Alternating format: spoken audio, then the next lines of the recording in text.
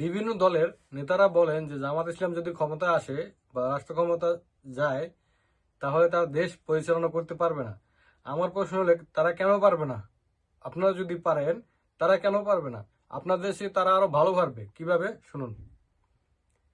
জামাত ইসলামে যেই ছেলেটা শিবির করে, শিবির থেকেই বেশিরভাগ জামাতে আসে, অন্য অন্য জায়গা থেকেও আসে। যেই ছেলেটা শিবির করে ওই ছেলে, আমি শুধু একজনের একটু ভিডিও ক্লিপ শুনাই আপনাদেরকে।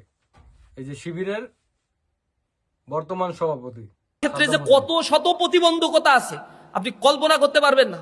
বাইরে একটা মিনিস্ট্রি আছে, এই মিনিস্ট্রি প্রবাসী কল্যাণ মন্ত্রণালয়ের কাজ হচ্ছে তাদের অধীনে বাইরা আছে, এই বাইরায় অধীনে সারা বাংলাদেশে 120-এর অধিক ট্রেনিং ইনস্টিটিউট আছে। এই ইনস্টিটিউটগুলোতে এই ছেলেটাকে আপনি যে কোনো জায়গায় যে কোনো মন্ত্রণালয়ে দায়িত্ব দিতে পারবেন। একে যদি বলেন অর্থ মন্ত্রণালয়ে দায়িত্ব দিবেন তাও দিতে পারবেন। যদি বলেন স্বরাষ্ট্র মন্ত্রণালয়ে দায়িত্ব দিবেন তাও দিতে পারবেন, এর দ্বারা সম্ভব।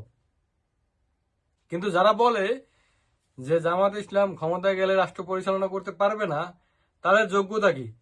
তাদের যোগ্যতা হলো মেম্বারই চেয়ারম্যানই করা। গ্রামে যে চেয়ারম্যান আছে না, চেয়ারম্যান মেম্বার, এরা কিন্তু এগুলোই করে।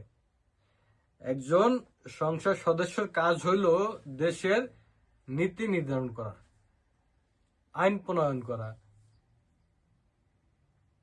বিভিন্ন বাজেট পাস করা, বড় বড় কাজ। যারা বলেন বারবার যে জামাত ইসলাম ক্ষমতা আসলে দেশ পরিচালনা করতে পারবে না, জামাতের একজন প্রার্থী যতটা যোগ্যতা আছে না, অন্য অন্য দলের 100 জন মিলেও এই যোগ্যতা নাই আপনাদের, আমার জানা মতে। কারণ জামাতের একজন প্রার্থীকে আপনি, একজন এমপিকে বাংলাদেশে যতগুলো মন্ত্রণালয় আছে সব মন্ত্রণালয়ে তাদেরকে যোগ্যভাবে বসানো যাবে। তারা যোগ্য হবে প্রত্যেকটা মন্ত্রণালয়ের জন্য। আপনি যে কোনো মন্ত্রণালয়ে তাকে দিবেন, সে ফিট, সে কাজ বের করে আনতে পারবে ওইখান থেকে, ওটা পরিচালনা করতে পারবে সুন্দরভাবে, যেটা আপনারা পারবেন না। আপনাদের দোবাসী লাগবে, তারপরে আবার আপনাদের উপদেষ্টা লাগবে, অ্যাডভাইজার লাগবে, এগুলো লাগবে না তাদের। তারা ওইভাবেই বেড়ে উঠছে, তাদের জন্য কোনো অ্যাডভাইজারও দরকার হয় না।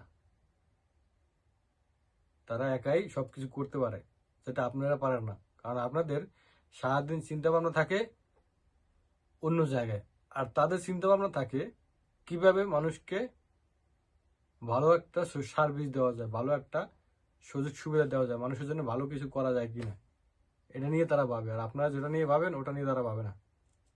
ধন্যবাদ সবাইকে।